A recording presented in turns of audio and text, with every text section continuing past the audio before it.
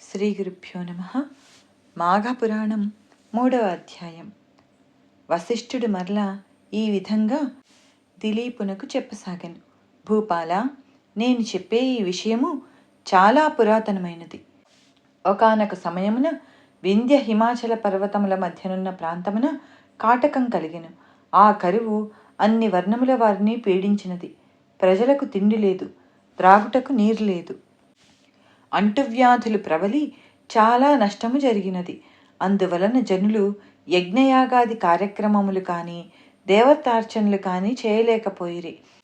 వనమునందు తపస్సు చేసుకొను మునీశ్వరులు సహితము ఆ కరువుకు హాహాకారములు చేసి ఆశ్రమములు వదిలి వలస వెళ్ళిపోవచ్చున్నారు. భృగు మహర్షి ఆ కరువు ప్రాంతంలోనే నివసించుచుండెను. రేవానదీ తీరమందున్న ఫల వృక్షములు, పంట భూములు నీరు లేక బీడు పడిపోయినవి. త్రాగడానికి నీరు కూడా లభించుటలేదు. మహాతపస్వియగు భృగు మహర్షి కూడా ఆ కాటకమును తట్టుకోలేక ఎన్నో సంవత్సరముల నుండి ఆ ప్రాంతమునందు ఉండుట వలన అచ్చటి నుండి కదులుటకు ఇష్టం లేకపోయినప్పటికీ విధి లేక హిమాలయ ప్రాంతములకు వలస వెళ్ళిపోయాడు. హిమాలయ పర్వతములకు పడమటి దిక్కున కైలాస పర్వతమునకు చాలా దగ్గరగా ఒక తెల్లని కొండచర్య ఉన్నది. ఆ కొండచర్య యందు ఇంద్రనీలములు ఉండుట వలన దగదగా మెరుస్తున్నది. మహర్షులు, సిద్ధులు, జ్ఞానులు ఆ కొండ వద్దకు వచ్చి శ్రీమన్నారాయణుని భక్తిభావంతో ప్రార్థించారు. ఆ పర్వతం వద్దకు యక్షులు, గంధర్వులు వచ్చి విహరిస్తూ ఉంటారని వివరించారు. దిలీపుడు వశిష్ఠునితో, ఓ మహానుభావ, ఆ పర్వతమును గురించి చెప్పిన మాటలు నాకు ఆశ్చర్యమును కలుగజేస్తున్నవి.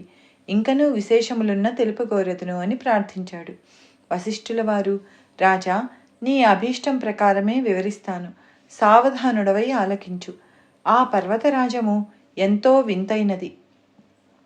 దానిపైనున్న వింత చెట్లు, వన్యమృగములు, అనేక రకముల పక్షులతో ఉన్న ఆ పర్వతం 30 యోజనముల పొడవు కలిగి 10 యోజనములు ఎత్తు కలిగి అలరారుచుండెను.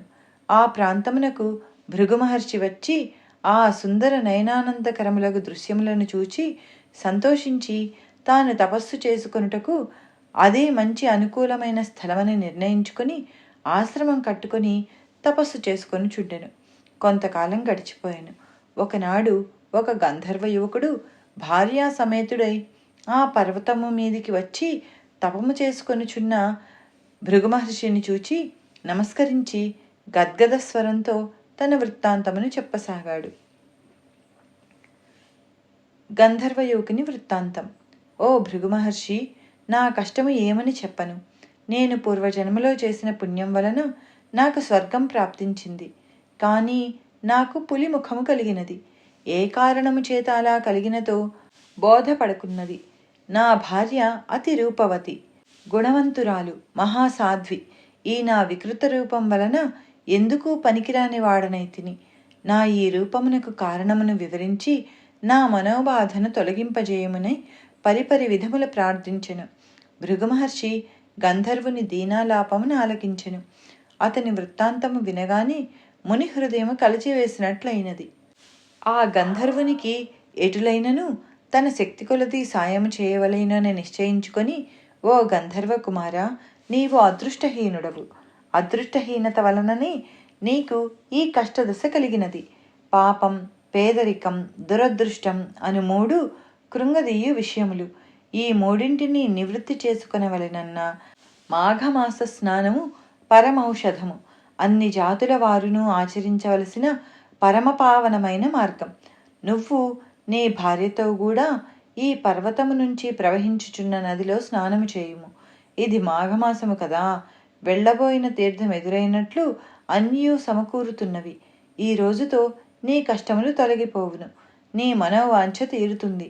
భయపడకుమని మాఘస్నాన ఫలము గురించి వివరించెను. ఆ గంధర్వుడు, అతని భార్య కూడా భృగు మహర్షి ఉపదేశమును శ్రద్ధగా విని మునీశ్వరుని వచనములు ఆలకించి సంతోషించెను.